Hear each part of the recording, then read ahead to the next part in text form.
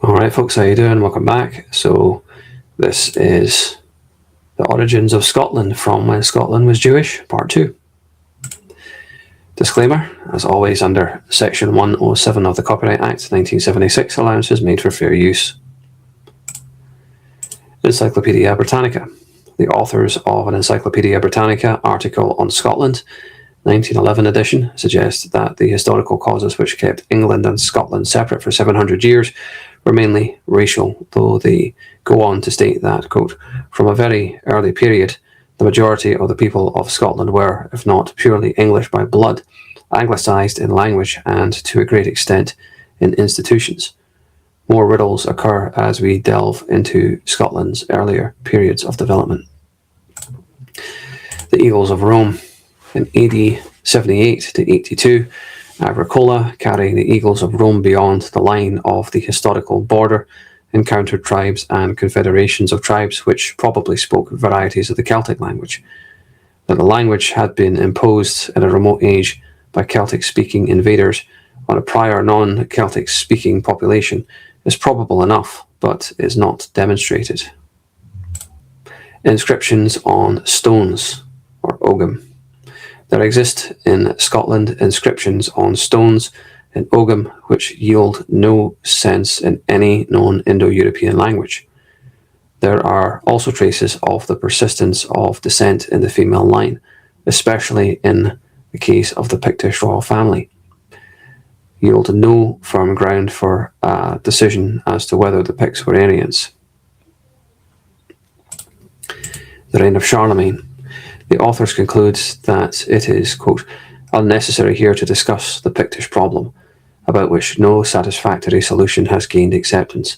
We also are informed that European scholarship, centred around the revival of letters in the reign of Charlemagne, was inspired by Irish and Scottish scholars.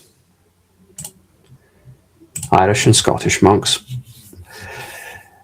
It was Irish and Scottish monks who rescued the flame of civilization from the collapse of Rome and carried arts and sciences to the continent during the Dark Ages.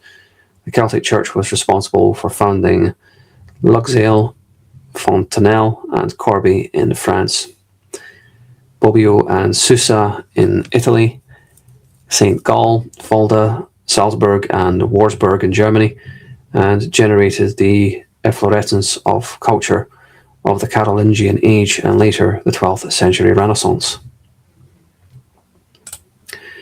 Michael Scott. The Scottish mathematician Michael Scott was regarded as the most brilliant mind of his era.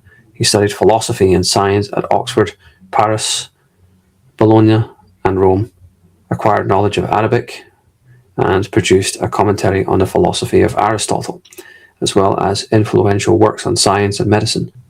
John Duns Scotus was the founder of the famous Scotist school. Scotland was Jewish. Who were these Scottish culture bearers? Into this scholarly and historical breach arrived two researchers with purportedly Scottish ancestry and a thesis that seems, on the face of it, absurd. Scotland was Jewish.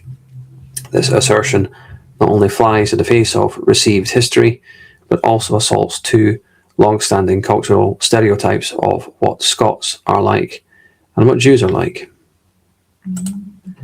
The popular imagination.